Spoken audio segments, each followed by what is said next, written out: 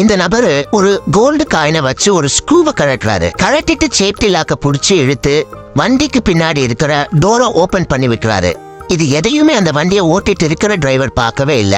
அதனால இவர் அந்த வண்டியை ஓங்கி எட்டி உதைக்கிறாரு. இவர் எட்டி உதைச்ச போர்ஸ்ல இவங்க உட்கார்ந்துட்டு இருந்த கரேஜோட அப்படியே வெளியில வந்து விழுந்துடுறாங்க. ஆனா இவங்க 2 பேர் கையிலயும் ஒன்னா சேர்த்து ஹேண்ட் கப் போட்டு அந்த கரேஜோட சேர்த்து லாக் பண்ணி வச்சிருக்காங்க.